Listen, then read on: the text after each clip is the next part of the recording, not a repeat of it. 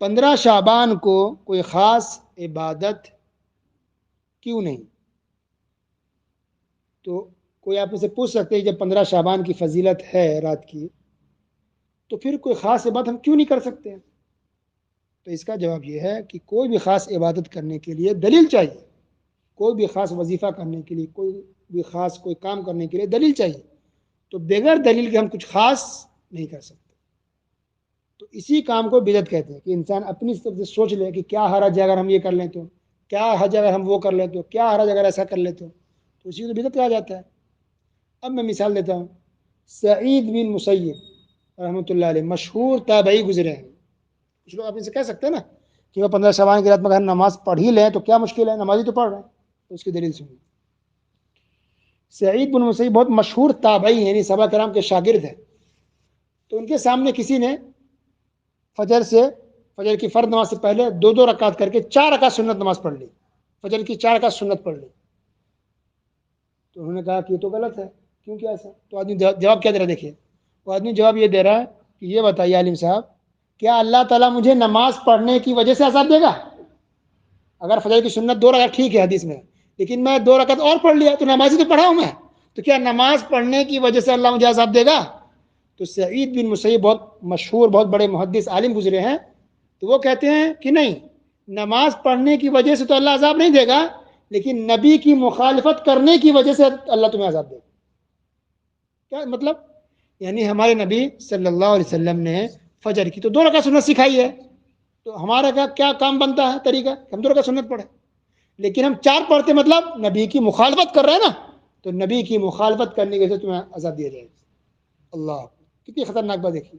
اسی طرح عبداللہ بن عمر رضی اللہ عنہما مشہور صحابی ہیں، تو ان کے سامنے کسی کو چھینک آئی تو اس نے کہا الحمدللہ والصلاۃ والسلام علی رسول اللہ، یعنی الحمدللہ ہر قسم کا اللہ کے لیے ہے، اور والصلاۃ والسلام علی رسول اللہ یہ درود شریف ہے کہ درود و سلام ہو ہمارے نبی صلی اللہ علیہ وسلم پر۔ اب بات اس میں کوئی حرج ہے؟ آپ لوگ کہیں گے نہیں حرج ہے، لیکن عبداللہ بن عمر رضی اللہ عنہما ناراض ہو گئے، کہا کہ اس میں حرج ہے، اس لیے کہ ہمیں نبی نے چھینک کے بعد صرف الحمدللہ کہنا سکھایا ہے، ہمیں نبی نے کہا کہ جب چھینک تو کہو الحمدللہ، یہ تم آگے جو ایڈ کر دیے، جوڑ دیے ہو والصلاۃ والسلام علی رسول اللہ، یہ غلط ہے۔ درود شریف پڑھنا تو ثواب کا کام ہے، اچھی بات ہے، درود و سلام پڑھنا، درود شریف پڑھنا ثواب کا کام ہے، لیکن یہاں پر نبی نے ہمیں یہ طریقہ نہیں سکھایا ہے۔ تو تم اپنی طرف سے یہاں پر لے آئے ہو، اپنی طرف سے تم نے ایڈ کیا یہاں پر، اپنے سے اپنے جوڑا ہے، یہ غلط ہے۔ کس نے کہا؟ مشہور صحابی عبداللہ بن عمر رضی اللہ عنہ۔ لفظ بھی صحیح تھا، درود شریف پڑھنا، معنی بھی صحیح ہے، فضیلت بھی ہے، غلط کیوں کہا؟ کیونکہ طریقہ اس نے نیا لایا تھا۔ نبی نے کہا صرف الحمدللہ کو وہ جوڑ دیا والصلاۃ والسلام علی رسول اللہ۔ پتہ چلا اسلام ہم اپنی طرف سے کوئی چیز نہیں لا سکتے، اگرچہ وہ چیز صحیح ہے، لیکن اپنی طرف سے خاص کر رہے ہو، فکس کر رہے ہو، اس میں ایڈ کر رہے ہو، اس میں گھٹا رہا ہو، ملا رہے ہو، اس کو کہتے ہیں بدعت۔ سبحان اللہ۔ تو یہ ہمیں سمجھنے کے لیے یہ چیز کافی ہے۔ اسی طرح ایک بادشاہ تھا، مروان نام تھا ان کا، تو انہوں نے کیا کیا، عید کی نماز کے لیے نماز سے پہلے خطبہ دے دیا، واضح و نصیحت کرنے لگ گئے۔ اب بتائیے واضح و نصیحت کرنا غلط ہے؟ نہیں، لیکن ایک شخص نے کھڑے ہو کر کے اعتراض کیا کہ آپ نے عید سے پہلے خطبہ کیوں دیا؟ نبی کریم صلی اللہ علیہ وسلم تو نماز پڑھانے کے بعد خطبہ دیتے تھے، بیان دیتے تھے، اب پہلے کیوں دیا؟ تو ابو سعید خدری رضی اللہ عنہ مشہور صحابی ہے، وہ بھی وہاں موجود تھے اتفاق سے، تو انہوں نے جو ہے کہ ہاں یہ طریقہ غلط ہے، سنت کے خلاف ہے۔ ہمارے نبی صلی اللہ علیہ وسلم عید کی نماز پڑھانے کے بعد یا بقرعید کی نماز پڑھانے کے بعد خطبہ دیتے تھے، اور آپ نے پہلے ہی خطبہ دے دیا ہے، یہ غلط ہے، سنت کی مخالفت ہے۔ سبحان اللہ۔ تو کہتے ہیں نا کیا حرج ہے، واضح نصیحت تو کر رہے تھے، تو واضح نصیحت کرنا غلط نہیں ہے، لیکن طریقہ غلط ہے۔ وہاں عید کے بعد آپ نے اسے پہلے کر دیا، طریقہ غلط۔